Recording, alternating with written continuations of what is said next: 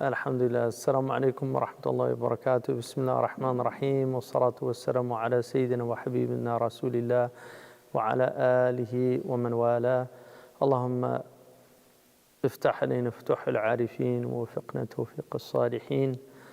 اللهم افتح علينا حكمتك وانشر علينا رحمتك يا ذا الجلال والإكرام. وصلي اللهم على سيدنا محمد وعلى آله الكرام. Alhamdulillah. So continuing on with the 12 subjects that Ibn Juzay al-Kalbi said was necessary for somebody who was going to be teaching or doing tafsir, which would mean essentially telling you what the Quran means, and the idea that you would be speaking on behalf of God should, I think, cause anybody pause. So people that hastily want to tell you what the Quran means, or it's a bad sign for those people, because the early community didn't really speak about the Quran. They were so terrified of saying something that might be incorrect, or even Sayyidina Umar radiallahu anhu did not like to speak about what the Quran meant. So the number of Sahaba that actually did interpret the Quran is actually quite small.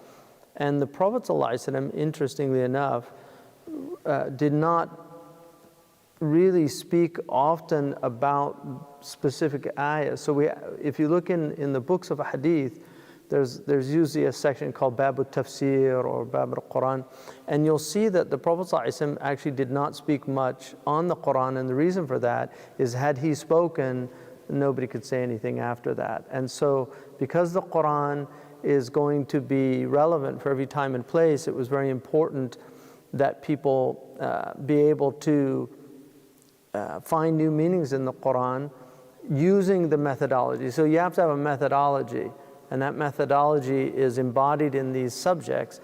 If you use that methodology, the Quran can produce constantly new meanings, and that's why people come up with new meanings all the time. I mean, there's people still today that are writing interesting things about the Quran, but it's very important to have these subjects. So we went through Usul al-Din, which is the idea of Aqidah, understanding the foundational beliefs of Muslims. Usul al-Fiqh, which is another really important subject, which is essentially what in Western tradition, it's similar to constitutional law. It's the law that teaches you how to derive laws out of the principles, the legal principles that you're bound to. And then Lugha, which is very important, we went into that yesterday. Lugha is basically what we call in the West diction, or word choice. Why did the Quran use one word as opposed to another word? And then Nahu, which encompasses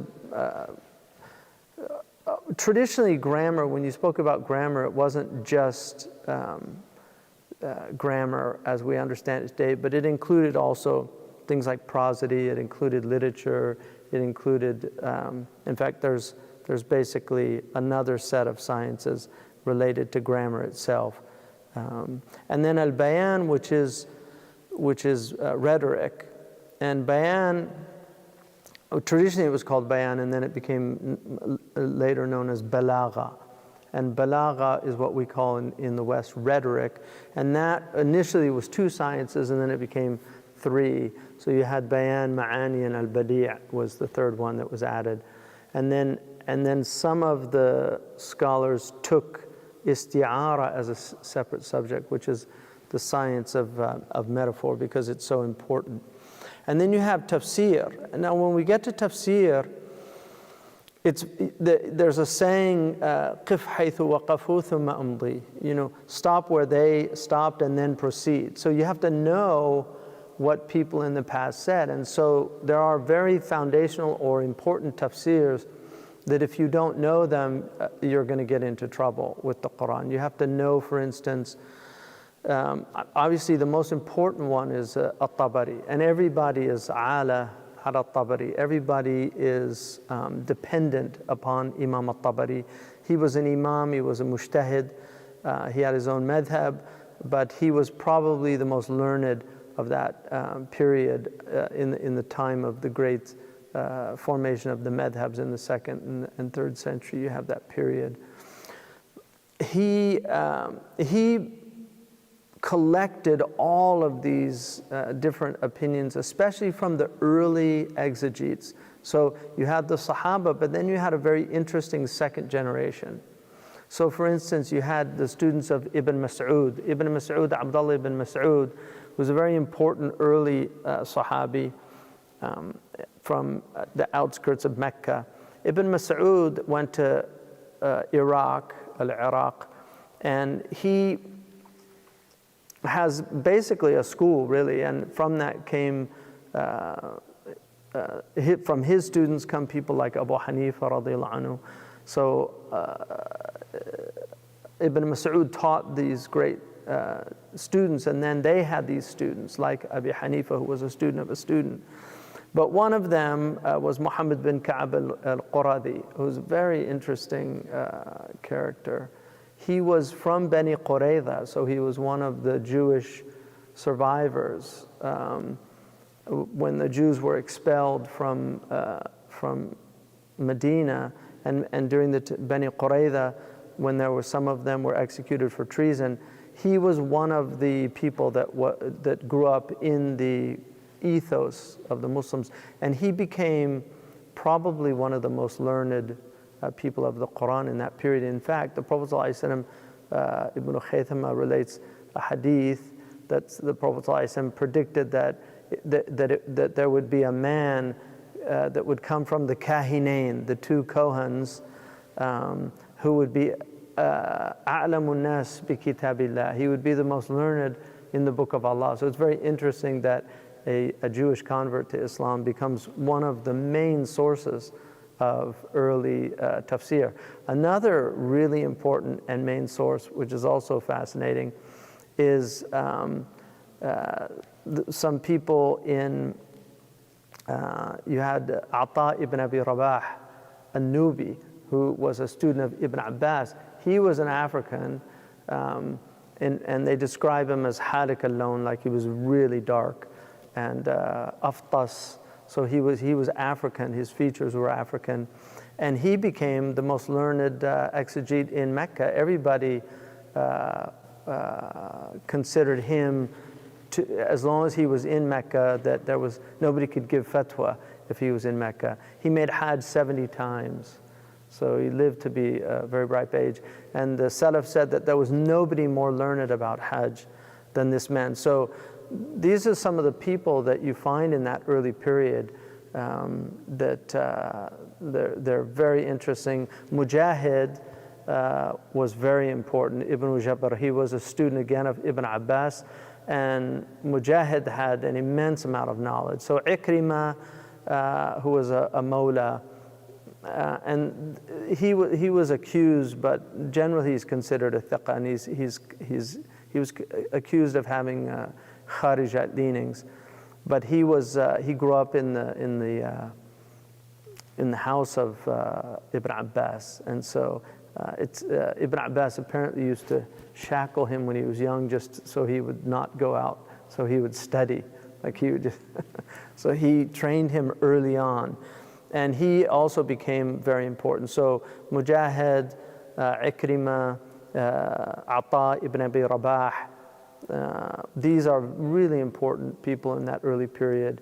And then there were other ones like Masruq ibn al-Ajda', who was very important. So you'll see these people, when you get into tafsir, you will see these people mentioned, they're usually the first people mentioned. So At-Tabari will say, Qara Mujahidun.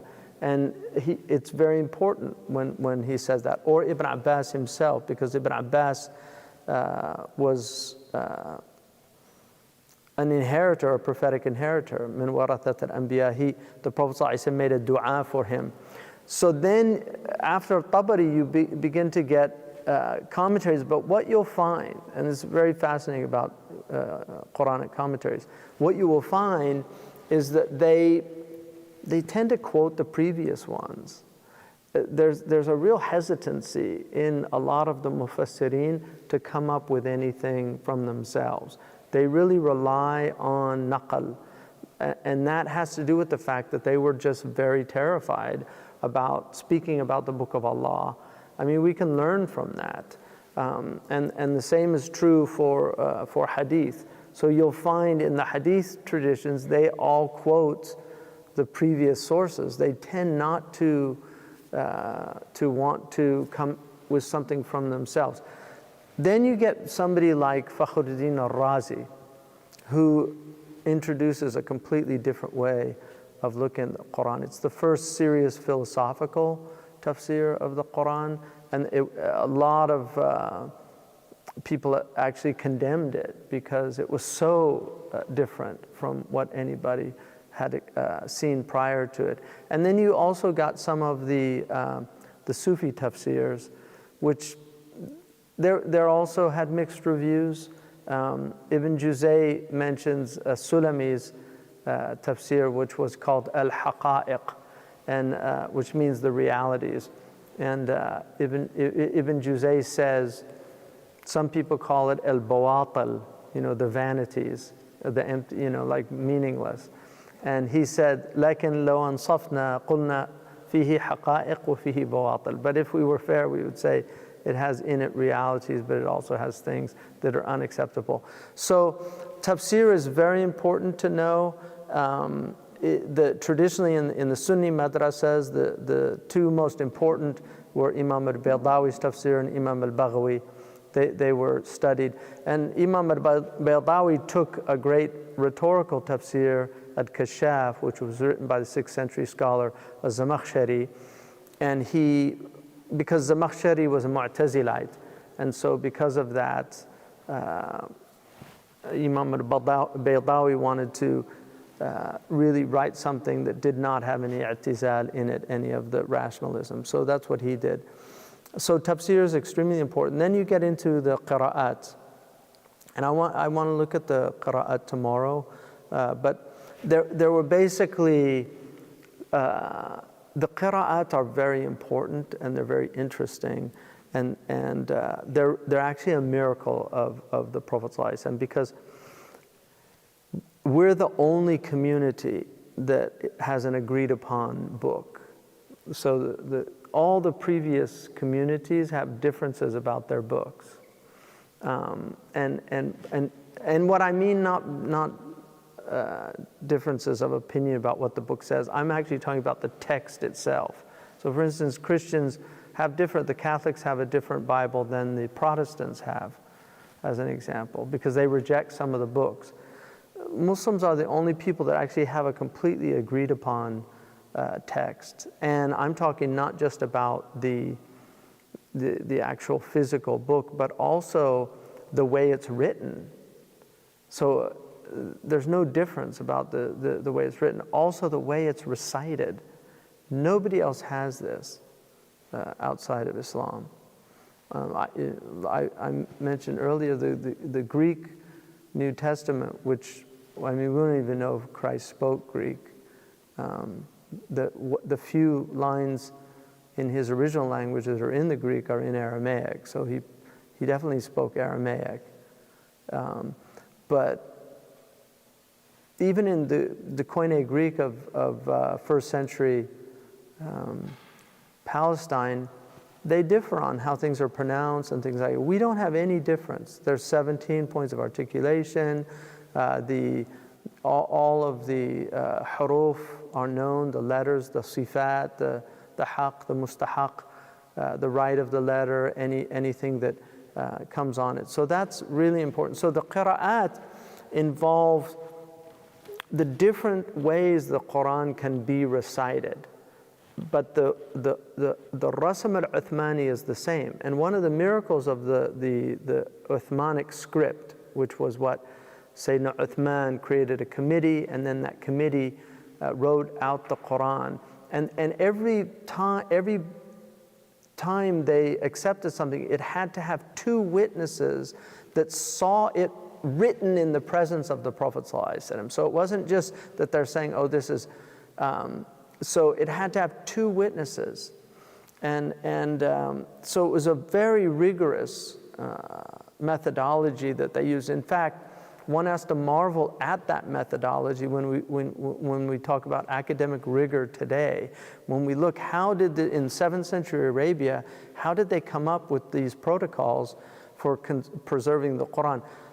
Inna nahnu nazzalna dhikra wa inna lahu lahafidhun. That's the traditional Muslim explanation, that God says, we revealed this book and we will preserve it. So one of the ways it was preserved is through its recitation and through the qira'at. Now there are 7 qira'at that are mutawatir, and then they also have ruwat.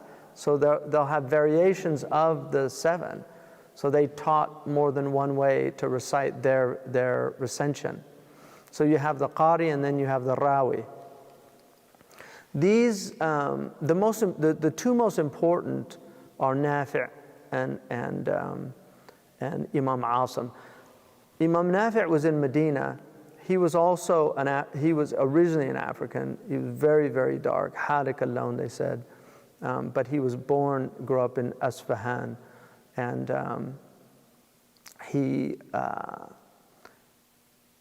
he recited the Quran for 60 years in Medina. He was the Imam. And he taught Malik the Quran, many of the great things. He took the Quran directly from the Sahaba. So he was a very important Imam in the Qira'at. And then he had 2 major ruwat. I mean, he had a lot of ruwat, but the riwayah, the 2 riwayah, in other words, he had a lot of people that learned it from him and actually had sanad from him. But the 2 that transmit it are Imam Qalun and Imam Warsh. And then Imam Warsh, that was his nickname. It was actually given by Nafi' because he was very light-skinned. One is very interesting that he was very dark, African, and Warsh was blonde hair and blue-eyed. He was a little plump, and he wore a very short robe, and so he thought he looked like a certain bird, a type of bird. So Warashan is the bird. So he called him Warashan. He'd say, where's Warashan? And so Imam Warsh relates that. And then Qalun. Qalun is another miracle because Qalun, which is still recited in Libya, Imam Qalun was deaf, and he read lips. So it's quite amazing, and that's a historical fact. So he's one of the miracles of the Quran. And then the second, so that's Imam Nafi', and his recitation is all over North Africa. So like in Mauritania, they do both. They learn Qalun and Warsh. In Morocco, they do Warsh. Algeria is Warsh. Tunis is Warsh. And then Libya is mixed, but mostly Qalun. And then you have the other most important of the 7 is Imam Asim. And Asim also had 2 ruwat, but the most important one is going to be Hafs. So Hafs an Asim is what most of you learned, and that's what most Muslims know. And the difference is, like I said, the script is the same. So for instance, if you look at a qira'ah, إن جاءكم فاسق بنبأ فتبينوا, there's a mutawatir qira'ah, meaning factual qira'ah from the Prophet ﷺ that says tathabbatu. If you look at the original script, the dots weren't there, they were put on later. Both of those can be, the way that it's written, it's just, if you change the places of the dots, tathabbatu or tabayyanu are both there. So those both qira'ah are from the Prophet ﷺ. And one of the reasons for the qira'at is that they explain, one, they make it easier for the tribes because different tribes had different dialects. So for instance, the dialect of the Prophet ﷺ, which is the qira'ah of Nafi', the dialect of the Prophet ﷺ, they didn't have Hamza, so they didn't say mu'min. That was Bani Tamim did that. They said mu'min. And that's why, you know, in the Warsh you say, قَدْ أَفْلَحَ الْمُؤْمِنُونَ, not mu'minun. So those are the type differences that are dialectical, but they're all agreed upon. And then in the 8th century, earlier they considered the 3 that were ahad, and these were then added to the 7, so to get 10. And Imam al-Jazari was the one that kind of ended that debate about them being mutawatir. So the muhaqqiqun after the 8th century consider all 10 to be mutawatir. But in the first period there was a khilaf. They're not different in that they don't change the meanings. And then you had 4 more that are, so you get 14 altogether. If you add the ruwat, you'll get up to over 40 different riwayat. But again, you have to understand this is a miracle because one, it's agreed upon. How do you get people to agree on something like that if it wasn't through these chains of transmission? 2, it shows you the preservation of the Quran. So it's one of the miracles of the preservation of Quran, that the Quran is a preserved book. And this idea that the Hagarites tried to argue that somehow the Quran was, there were different versions of the Quran. Muslims always acknowledge that. They never ever shied away from that. So Ubay ibn Ka'b had a recitation which had differences, but they were interpretations. So Ibn Mas'ud had his interpretations. Ibn Mas'ud, like in the Quran, it says كَلَعِهْنِ الْمَنْفُوشِ. Ibn Mas'ud read that كَصُوفِ الْمَنْفُوشِ in his qira'ah. That was a tafsir, it wasn't so it was shadh, right? Or some tribes, like for instance, had the sheen for a female, قَدْ جَعْلَ رَبُّشِي تَحْتَ شِي سَرِيَّةً. Like that's a shadh qira'ah. So those things were out there, but what's agreed upon are these variants that still people master based. But I'm going to do a little bit of that tomorrow again. So the ahkam are the legal rulings, which we went over some of that earlier. And then the abrogation, knowing nasikh and mansukh is very important. This is probably the most difficult area in Quranic studies, I would argue. There's a lot of debate about it. There's definitely exaggeration from the ulama. I think you'll find literally some of the scholars will argue that there are, a few hundred ayahs abrogated and things like this. Imam Suyuti took it down in his famous book Al-Itqan. He argues that there were 21 ayahs that were abrogated. Shah Waliullah al-Kandahlawi, the great mujtahid from India, probably one of the last truly vast scholars that was arguably a mujtahid, actually argued there were only 5 that were abrogated. So there's a lot of debate about abrogation. This idea that the ayat as-sayf, which is in Surah Muhammad, the 47th surah in the Quran, the idea that the ayat as-sayf, the sign of the sword, abrogated all those Meccan surahs is completely insane. And that, unfortunately, is things that people like these extremists have used, like ISIS and things like that. They've used that, arguing that. And unfortunately, some of the ulama did make those arguments, which is tragic. But so it is in the books, but it's not normative, and it shouldn't be seen as normative. So abrogation is very important to know. People say, why, how could you have abrogation in Islam? Well, first of all, the Jews and the Christians debate about this because the New Testament abrogates a lot of the Old Testament. So that's part of the point of abrogation, is it showing that things do change. The Prophet ﷺ had circumstances, and then later the circumstances changed. In Mecca, he wasn't allowed to fight. In Medina, because he had state authority, he was allowed to fight. أُذِنَ لِلَّذِينَ يُقَاتَلُونَ بِأَنَّهُمْ ظُلِمُوا. Right? Because they were oppressed, they were permitted to fight. And so, in that verse, in Surah Al-Hajj, Allah subhanahu wa ta'ala gives the community idhn to defend themselves. Prior to that, they weren't, because the circumstances would have led to a kind of terrorist type of thing. If in Mecca, if they were given permission to fight, how would they fight? They'd fight like subversives. So, when the situations of Mecca are in existence, all those apply to Mecca. So when Muslims don't have state authority, They don't use vigilante violence. Violence has to be sanctioned by a state, unless it's in self-defense, obviously. But if you just remove any of that, then it becomes tribalism, and it becomes cycles of violence that never end. So that's very important, that abrogation and the concept of abrogation is actually very important. And even in the verse in the Quran, in Surah Al-Baqarah, there's two verses. One is in Nahl and the other is in Baqarah that mention abrogation. The verse in Baqarah, مَا نَنْسَخْ مِنْ آيَةٍ أَوْ نُنْسِيهَا. We don't abrogate an ayah or cause it to be removed.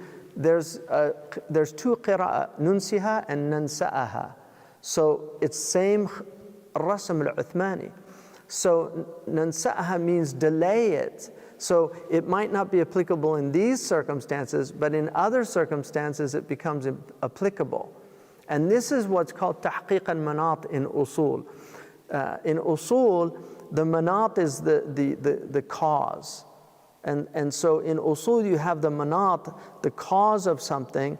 The tahqiq al-manat is determining whether the situation that you're looking at has the same applicability of the manat in the original situation in which it. In other words, like for instance, when Omar removed the had punishment during the famine, because theft, its Quran is very clear, right? As-sariqu wa-sariqa. The Quran is very clear about somebody who steals. But in the circumstances that Omar saw when he was caliph, this is a time of necessity. People are starving. They're going to be doing things that they would never do in normal circumstances. So his haqqaq al-manat, he said that the legal rationale does not apply here, because the theft is when things are normal and people have what they need. So if somebody's stealing out of necessity, it doesn't apply. So that's tahqiq al-manat, and that in essence is a type of abrogation. So what abrogation teaches us is that circumstances change, and therefore rulings change. And this is why Islam is not, it's much more casuistic than it is a kind of statute law. You cannot apply Islam like statute law. And it was only when the Europeans trading became so important that the Ottomans attempted to create a type of statute law for the Sharia. But the Sharia is much more like, I mean, I would liken it to naturopathic medicine as opposed to allopathic. In allopathic medicine, every asthma is the same. In naturopathic medicine, they're going to look at each asthmatic case differently. Like what causes it, what's the temperament.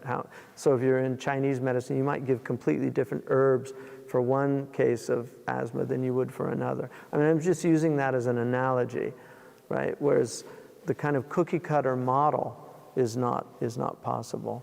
And then you have hadith studies, which is very important. The Prophet ﷺ, especially the hadiths that relate to legal injunctions and things like this, so of which there are surprisingly not that many. Even in the Quran, there are not that many that relate to. And then you have qasas, which we went into a bit. And then finally, tasawwuf. So he includes tasawwuf as one of the really important signs to know, sciences to know. And he actually wrote a beautiful book on Quranic tasawwuf. So before we have some questions, because it's going to be the 27th night, they asked me to talk a little bit here. And I thought what I'd do is just give you an example of how the Mufassirun look at Surah Al-Qadr. So in Ibn Ajiba, who I love this tafsir, largely because it's one of the later tafsir, so he has the ability to look back on all the previous tafsirs and benefit from them. But he was a really extraordinary scholar from Morocco. It's called Bahr al-Madid. And so he says, Surah Al-Qadr, Bismillah ar-Rahman ar-Rahim, it's Madaniyah. وَهُوَ قَوْلُ Ibn Abbas. So again, you see, they'll go back to the earliest always initially. وَقِيلَ مَكِّيَّةً. And some say, qila, when you see qila, is always for weak. It's a weaker opinion. So the first opinion will be the strong one, and then they'll say, وَقِيلَ. So it means it's a weaker opinion. It's said that it's a Meccan. وَهِيَ خَمْسُ آيَاتٍ. And it's 5 ayahs. مناسبتها, the actual occasion for its revelation, أنه لما أمر بالسجود والتقرب. So when there was a command for the sajda in the previous, right, wasjud waqtarib, which is not a sajda according to the Malikis. Some have it as a sajda, but it's not for us.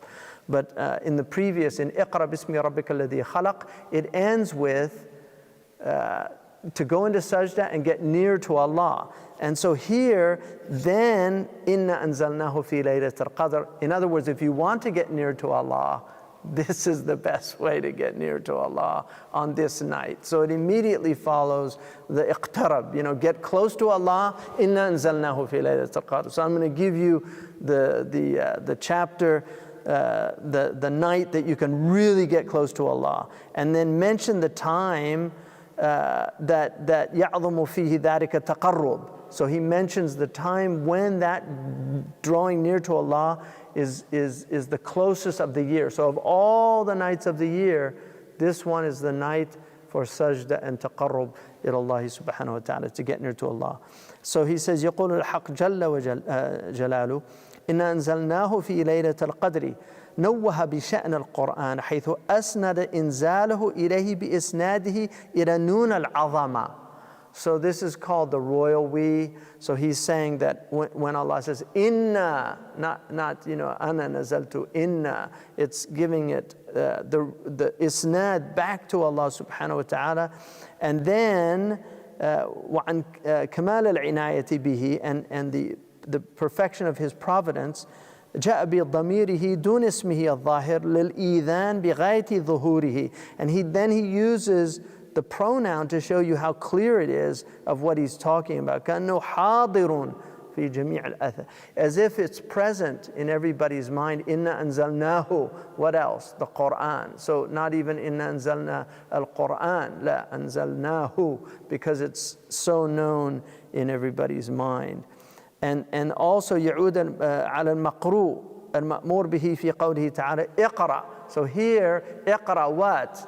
الذي أنزلناه في ليلة القدر. فتتصل السورة بما قبلها وعظم الوقت الذي أنزل فيه بقوله وما أدراك ما, أو in worse they say أدراك ما والتقليل, وما أدراك ما or أدراك ما if you use Hafz's تفخيم, وما أدراك ما ليلة القدر. So what will convey to you, what will give you diraya, what will give you knowledge of what is the night of power? لما فيه من الدلالة أو الدلالة أو الدلالة على أن علو قدرها خارج عن دائرة دراية الخلق, showing you that it's impossible for creation to understand what this night is. وَمَا أَدْرَاكَ مَا لَيْلَةَ الْقَدْرِ. What will convey to you? You won't know, you won't understand what this night is. But to give you an approximation, لَيْلَةَ الْقَدْرِ خَيْرٌ مِّنْ أَلْفِ شَهْرٍ. This is a night that is better than 1,000 months. So if you look at 1,000 months, somebody broke it down. So for every 1 second of your ibadah, it's a day. 23 hours. Like just 1 second. So just say subhanallah. You just got like as if you did that for a whole day. So it's a good time to donate too, inshallah. Inshallah you get more reward for and then 1 minute is better than 58 days of worship. 1 minute. 1 hour, 9.8 years of worship. And it actually, we don't even know, because it really says خَيْرٌ مِّنَ الْفِ شَهْرٍ. It's better than. So we're just taking it as if it was 1,000 months. It's actually better than 1,000 months. And then one night is like 83 years for if you did it like 1,000 months. So that's subhanAllah. Allah is Akram al-Akrameen. Allah is a generous Lord. Alhamdulillah. This came from, the Prophet was talking about the previous peoples and how long they lived. And in one hadith he mentioned about somebody from the Jews who, for 70 years, he was in Ghazwa, fi sabilillah, 70 years. And that's how we haven't done anything, right? Because they'd only been Muslim, some of them less than a year or 2 or 3, right? Think about it. And they were thinking, oh, we haven't done anything. And so Allah revealed this. This is what I'm giving to this ummah. It's min khasa'isi hadir ummah. It's from the specificities of this ummah that I'm going to give you a night that's worth, it's as if you had a whole lifetime of worship from the previous peoples. It's an amazing gift from Allah. And so then he says, والمراد بإنزاله إما إنزاله كله إلى السماء الدنيا, because it came down to the heaven at once and then it came piecemeal over the 23 years. روي أنه أنزل جملة واحدة في ليلة القدر من اللوح المحفوظ إلى السماء الدنيا. So that's one opinion. ونزلت نجوما, right? لا أقسم بمواقع النجوم, as they come down. Over the 20-year period. إما ابتداء نزوله وهو الأظهر, وسميت ليلة القدر بتقدير الأمور فيها وإبراز ما قضى تلك السنة لقوله تعالى فيها يفرق كل أمر حكيم. So in Surah Al-Dukhan, Allah mentions that every wise affair is determined on that. So فالقدر بمعنى تقدير. That's one opinion, that yuqaddiru. So it means like that it's the night of decrees. So everything's coming down. Another opinion is that it's sharaf, like lahu qadrun azim. He has great, position or place. So in other words, it's the night of immense sharaf. And so, I mean, Muslims in English traditionally say the night of power, because from qudra, but it's really sharaf. And then here he says, and this is very important, وَهِيَ لَيْلَةُ السَّابِعِ وَعِشْرِينَ مِنْ رَمَضَانَ عَلَى الْمَشْهُورِ. So the dominant opinion is it's the 27th. Why? Because Ubay ibn Ka'ab كَانَ يَحْلِفُ. He swore an oath that it was the 27th. Ubay ibn Ka'ab is one of the 4 people the Prophet said take the Quran from. He was very close to the Prophet ﷺ, and he learned the Quran directly from the Prophet ﷺ. So if he asked the Prophet ﷺ and he said it was the 27th night, he swore an oath. You can't swear an oath, I mean, if you're not certain about something, because you'll get in trouble with Allah. So that's where the dominant opinion comes. Ibn Abbas said, whoever gets up every night throughout the year, he's going to get Laylatul Qadr.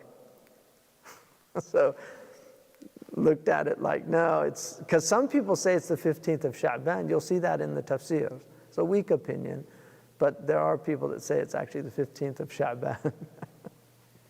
So this is to hide so that people, Allah subhanahu, people, it's interesting. I saw recently this debate between an atheist and William Lane Craig, and one of the things they said is, why does God hide? Where is he hiding? I mean, it's pretty manifest. I mean, if you can't see him, open your eyes. If you can't see everything indicating, all the ancients understood that the seen world was understood because of the seen world. They all understood that the fact that the seen world was here meant there was something unseen. In the same way as where are your thoughts? You can't explain thoughts with some chemical explosions in your brain.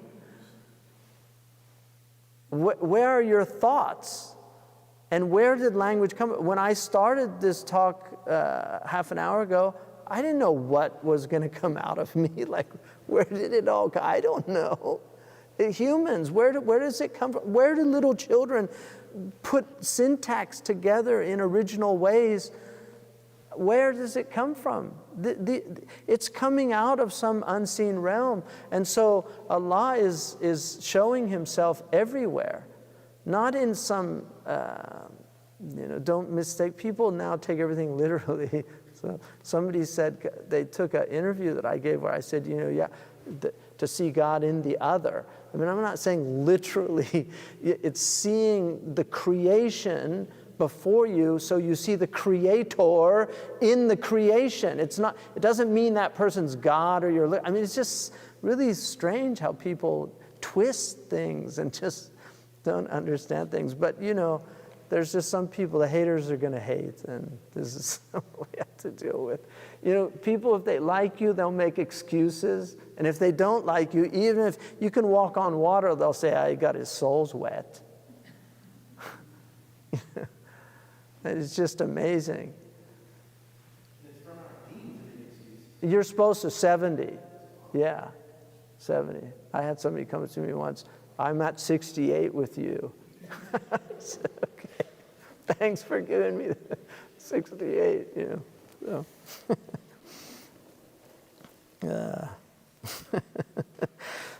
So anyway, so then he says here, that وتخصيص الألف بالذكر إما للتكثير أو لما روي عنه أنه ذكر رجلا من بني إسرائيل لبس السلاح في سبيل الله 1000 شهر. So that's in the hadith. فعجب المؤمنون وتقاصرت إليهم أعمالهم فأعطوا ليلة القدر هي خير من عمل ذلك الغازي. So that's in Imam al-Qurtubi mentioned that in his tafsir. So then تنزل الملائكة والروح فيها والروح إما جبريل أو خلق من الملائكة لا تراهم. So it's either Jibreel or this vast creation of angels that are seen on that day, or it's the Rahmah. والمراد بتنزلهم, these are all possibilities. So the dominant opinion is Jibreel عليه السلام. وقيل إلى السماء الدنيا بإذن ربهم تنزلوا, that يتعلق بالتنزل. So by the permission of their Lord, they're coming down. من كل أمر تنزلوا من كل أمر أي من أجل كل أمر قضاه الله تعالى لتلك السنة إلى قابل. So it's going to the next year. روي أن الله تعالى يعلم الملائكة بكل ما يكون في ذلك العام كله. وقيل يبرز ذلك من علم الغيب ليلة النصف من شعبان. So that again weak opinion. So he goes on. سلام هي حتى أي ما هي إلا سلام على المؤمنين جعلها نفس السلام لكثرة ما يسلمون على الناس, because the angels are giving so much greeting to the people, so there's all this peace coming in. وقد روي أنهم يسلمون على كل قائم وقاعد وقارئ. So they're giving peace to anybody who's standing or sitting in dhikr or reciting the Quran. ومصلٍ وما هي إلا السلامة أي لا يقدر الله تعالى فيها إلا السلامة والخير وأما في غيرها فيقضي سلامة وبلاء. So that night it's all salam, and in other times it's tribulation also. وقال ابن عباس هي إشارة إلى أنها ليلة 27. So Ibn Abbas said the word hiya is an indication that it's on the 27th night, because if you count the letters, if you count the words, when you get to hiya, the hiya is the 27th word in the surah. So Ibn Abbas said that's an ishara, that it means it's the 27th night. Even though the Prophet ﷺ said, seek it out, at-tamisuhu ya ashar al-awakhir. Right, look for it in those last 10 nights and in the odd nights of those last 10 nights. So that's all true. Now, here's what's, this is ishara. So, understand. This is ishara, but so ishara. أهل القلوب من العارفين الأوقات كلها عندهم ليلة القدر. For the people that are real knowers of God, every day is Laylatul Qadr. والأماكن عندهم كلها عرفات. And everywhere they are is عرفات. والأيام كلها جمعات. And every day is جمعة. لأن المقصود من تعظيم الزمان والمكان. Because these times are times, the reason you get up is to give them, to magnify them. وَمَنْ يُعَظِّمْ شَعَائِرَ اللَّهِ فَإِنَّهَا مِنْ تَقْوَى الْقُلُوبِ. So from the piety in your heart, you want to magnify the things of Allah subhanahu wa ta'ala. So he's saying these are people who do this all the time. They magnify every hour. They magnify every place they're in. They magnify every... and then وَالْأَوْقَاتُ عَنْدَ الْعَارِفِينَ كُلَّهَا سَوَاء فِي هَذَا الْمَعْنَى. And that's why Abu al-Abbas said, نحن والحمد لله أوقاتنا كلها ليلة القدر. So that's probably Abu al-Abbas al-Mursi. It might be Abu al-Abbas al-Hadrami, but I think it's Abu al-Abbas al-Mursi. الحمد لله أوقاتنا كلها ليلة القدر لأن عبادتهم كلها قلبية بين فكرة واعتبار وشهود واستبصار وفكرة ساعة أفضل من عبادة 70 سنة. A deep reflection for just a moment's deep reflection is better than 70 years of worship. It's a weak tradition, but the point he's making is that there are people that really are with Allah all the time. But this is a time for those of us, for those lesser mortals like ourselves, to really benefit from this time. So it's an important night, and the last 10 nights are all good, but the 27th has that special maqam, and traditionally the Muslims have seen it as being that night. So may Allah subhanahu wa ta'ala, inshallah, give us the blessing of this night and increase us and give us the ability to get close to Allah subhanahu wa ta'ala, inshallah. We're almost there. Are there any questions? A few questions? Yes, there are several questions. Thank you so much. May Allah reward you. Let's see. Well, one of the most repeated questions is, considering the various geographical locations and that it is night in one place while it is day in another, how do we understand when Laylatul Qadr truly falls? That's a great question, because I've thought about that. So, first of all, it's very important to remember that everybody has a deen with Allah subhanahu wa ta'ala. Like your deen is between you and Allah subhanahu wa ta'ala. And إِنَّمَا الْأَعْمَالُ بِالنِّيَّاتِ, actions are by intentions. And Allah subhanahu wa ta'ala is not limited by time or space. He's the creator of time and space. So he's not within time and space. Time and space is contained in his knowledge. So whatever it is, like we know now that it's one day in one place and it's another day in another place. So we have two places on the earth where they're literally in two separate days. With Allah, that's like meaningless in the idea that they're two separate. With everything is one with Allah. His knowledge is absolute. And so whatever Laylatul Qadr is, He's telling us what it is, and He knows it. And He's telling that it's on, our Prophet told us that it's on one of these last 10 nights, especially the odd nights. And Sahaba like Ubay ibn Ka'b said it's on the 27th, which is historically where Muslims have considered it. That's mashhur, in other words, the dominant opinion of our tradition. And so, inshallah, Allah will give you by your niyyah. My own experience personally is, I mean, in fasting now for going on 43 years, I think a lot of Muslims have had the experience of feeling the peace of Laylatul Qadr. And I remember once when I had a lot of himmah when I was very young, I went out on the 27th morning because the hadith I read said that the sun rises without any rays, and I really felt that it was the 27th night. And so I went out that morning. I was in Al-Ain, and I went out, and the sun just came up red without any rays at all. It was just amazing, and I just felt like that was for me, like it. And I really believe that about God, that God gives each one of us what we need. Like you will, you can be like, you can lose a loved one and then it starts raining and you feel like, the skies, sending down rain for you. And Allah is generous like that. So, Allah is real. The Prophet said, Allahu haqq. Allah is real. And so people that don't know that, and I feel sorry for them, because if you're open to God, if you're open to guidance, God will show you. God will show you.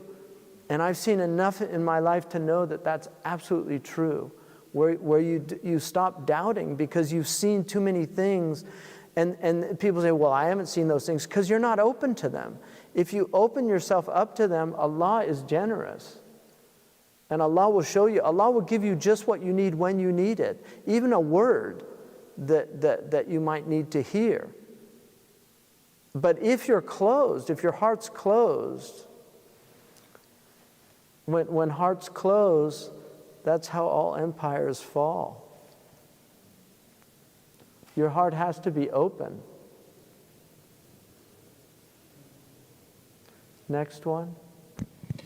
I think the next dominant question is, what are the most rewarding things to do during Laylatul Qadr? The Prophet ﷺ gave us the dua, Allahumma innaka afuun. So you forgive, you pardon, you overlook.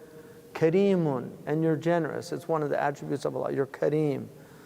Fa'fu anna. So overlook us. I mean, we're creatures, we're fallen creatures. Our shortcomings are many, and we have a generous Lord. Ma gharraka bi rabbika al-kareem. Allah says in the Quran, like, what has gharraka, what has deluded you concerning your generous Lord? Some of the mufassirun said, ja'ala jawabuhu fi su'alihi. He put his answer in the question, your karam, your generosity. Because Allah, people sin and He doesn't destroy them.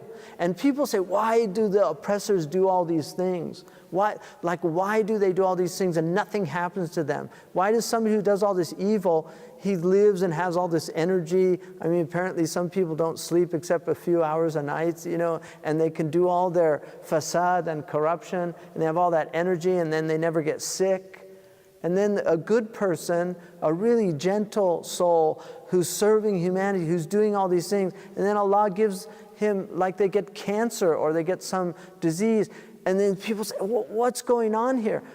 إِذَا أَحَبَّ اللَّهُ قَوْمًا ابْتَلَاهُم. If Allah loves people, He gives them trials. The fact you're not getting any trials is a really bad sign.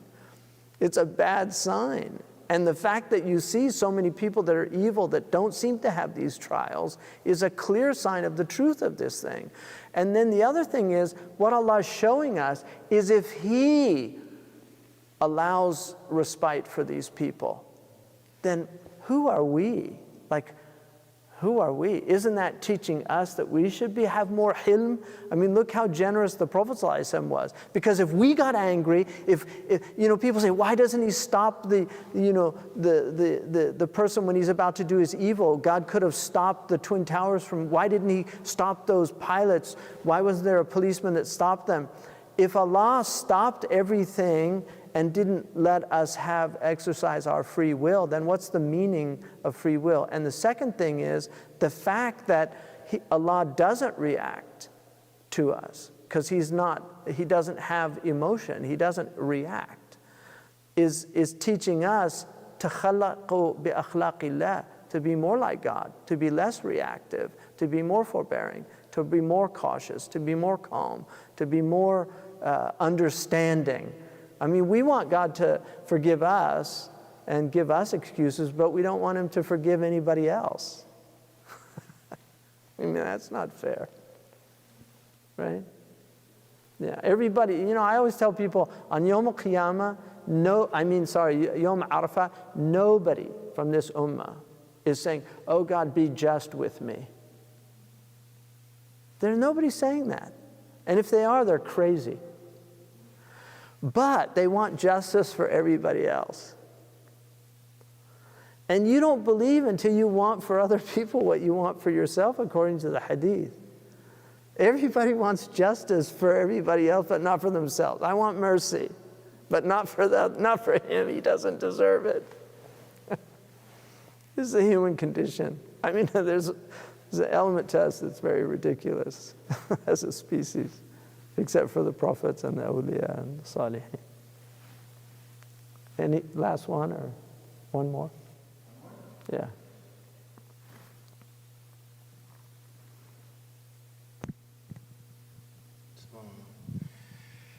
Well, this was a pretty heavy one that was asked a couple of times.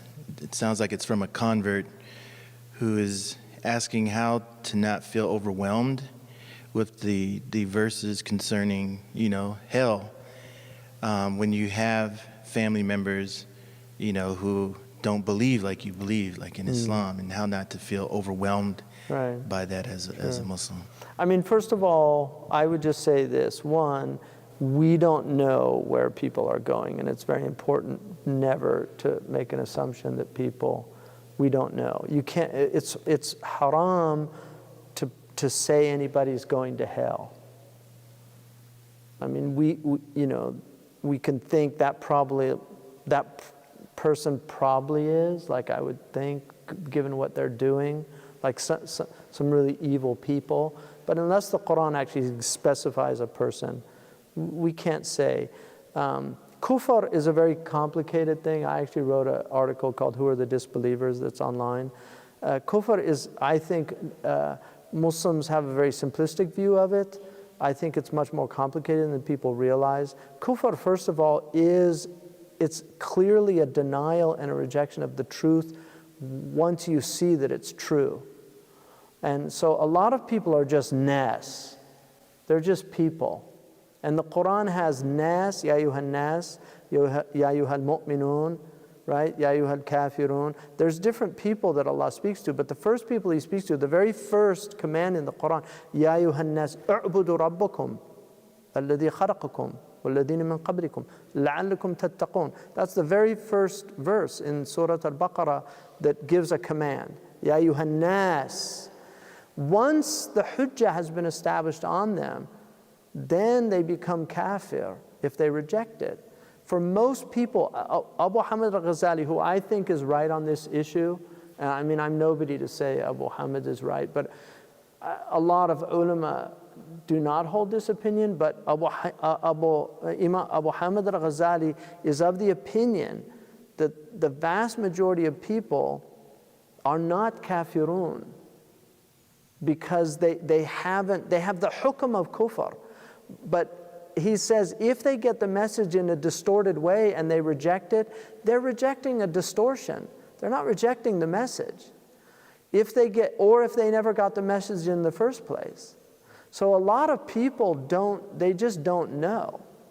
And I think Muslims, we need to be more humble and get out of this kind of idea of, that paradise is a it's a hotel that we've booked, and everybody who shows up on Yom Al-Qiyamah, sorry, it's already, the Muslims have booked this, So I mean, I think we have to be very careful about that. And that's not to belittle, kufr is real, and there are kafirun, and I'm not denying that in any way, shape, or form. But I'm saying, just be careful about judging people, because we just don't know. We don't know what they've been through. We don't know what they've walked. You see people, that are behaving certain ways, and you don't know. You just don't know. I mean, I was at a family gathering once, and I was going to get a chair, and this man rushed up to me and started screaming at me, "That's my chair! Don't touch it!" And I walked away, and I was like, And then somebody explained to me that he's mentally, he's mentally ill, right?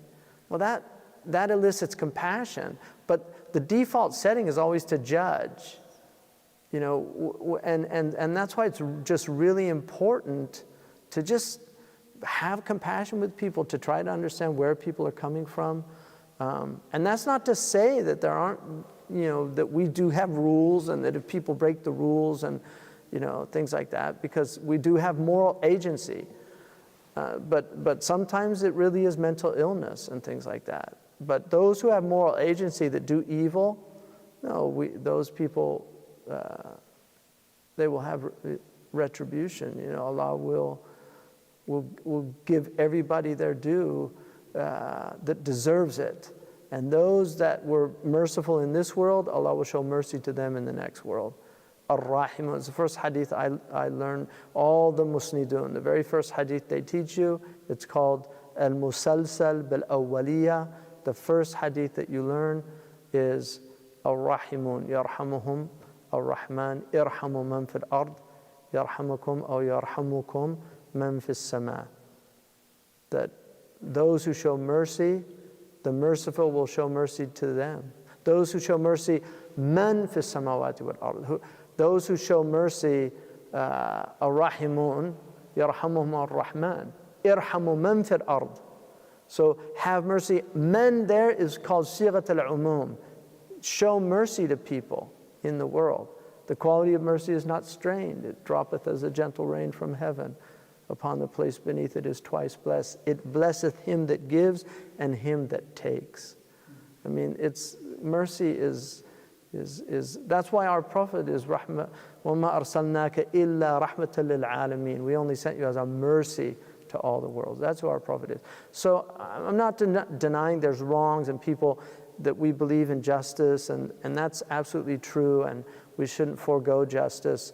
And you end up in this kind of wishy-washy world where there's no, I'm not saying that at all. It's very important. Governments have to be just. Governments are not there to be merciful. You don't want to judge who, when somebody stole all your money and you take them to court and the judge says, we should have mercy on him. That's not the role of the judge. The role of the judge is to restore, right?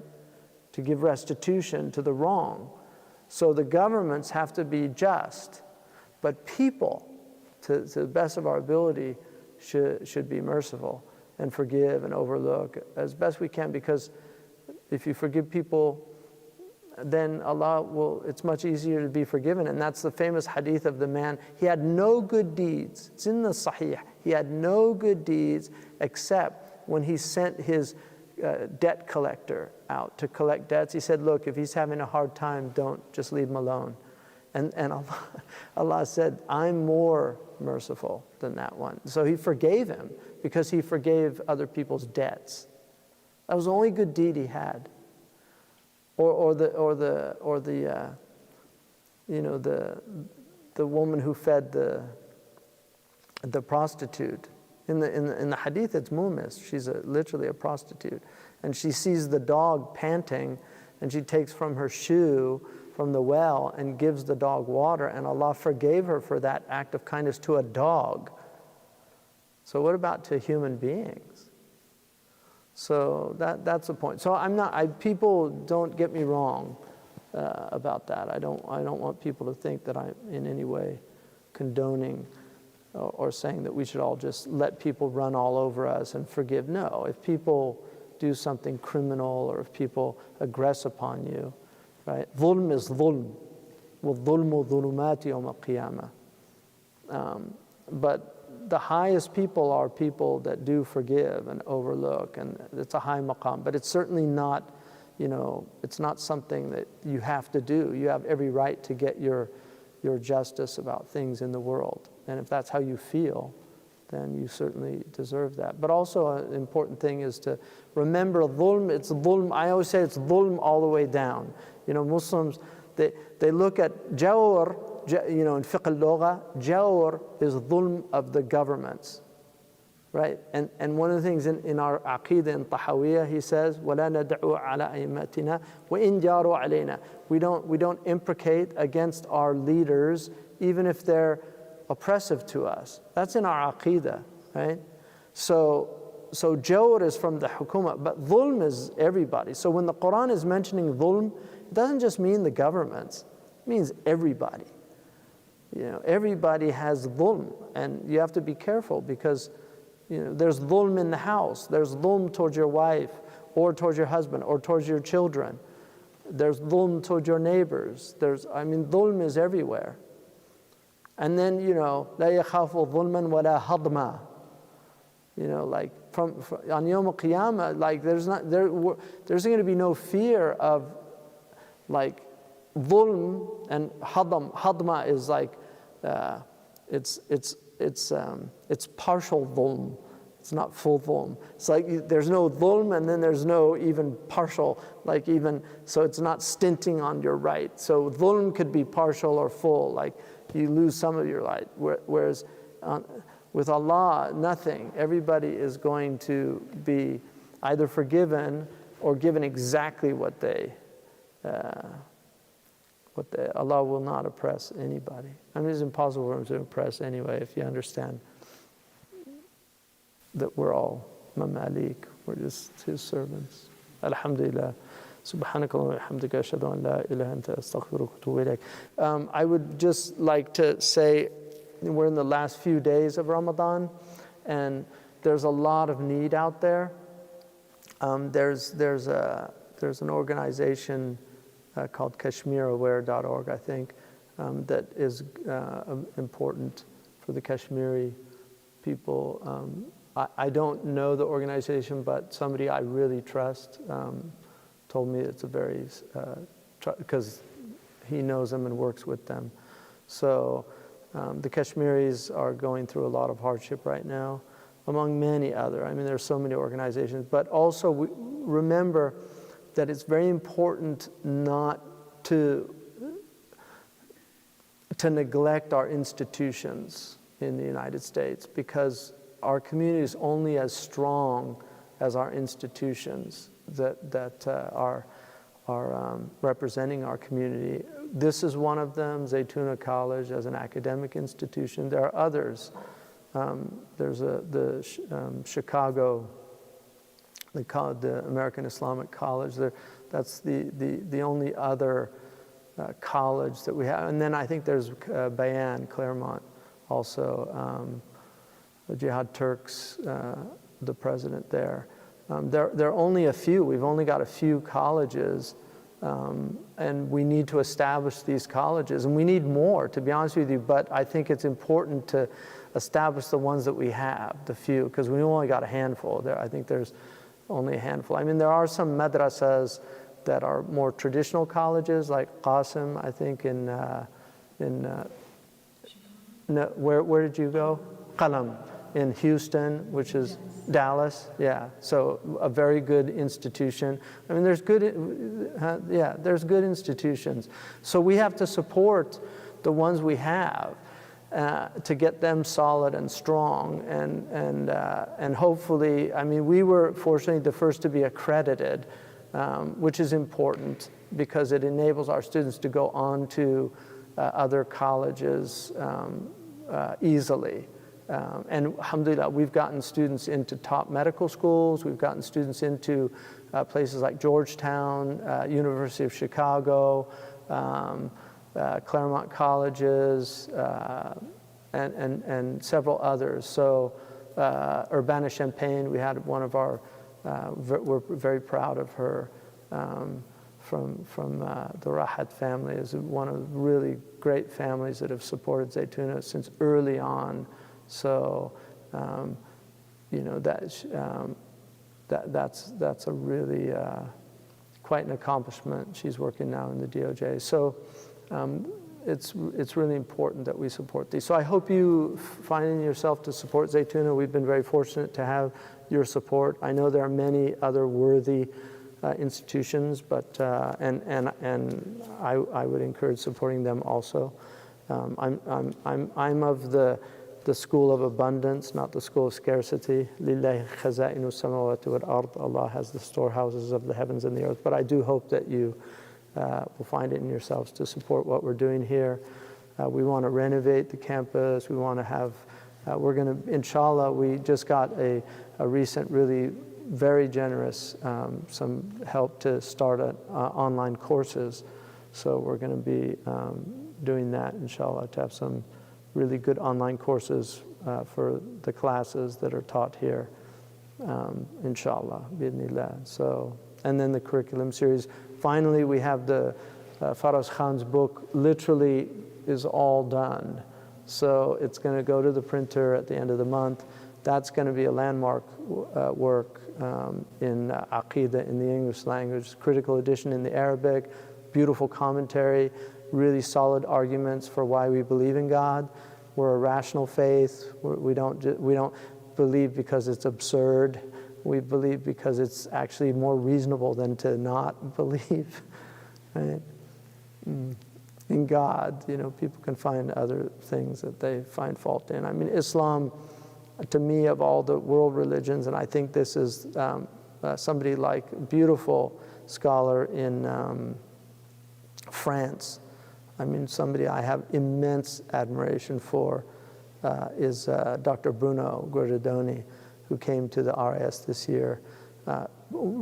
Truly one of the brilliant intellects alive on the earth. And he found a home in Islam because he just felt that he was a man of faith, and he felt that it was the one religion that, as a world-class cosmologist, because he's one of the leading experts on galaxy formation, he's an astrophysicist, and he said that he just felt that the Quran was a book that didn't, he actually said, I felt it was written by the cosmologist. So he said it wasn't a book that offended his sensibilities as a scientist, which is quite a testimony from somebody of that caliber. So I think you should all be happy that we're Muslims. Be happy. I'm happy. Alhamdulillah. We'll be out of here soon enough. Not here, I'm talking about this dunya, into a much more vast realm. It's going to be a very interesting journey. So I want to mention also Idris Bayan.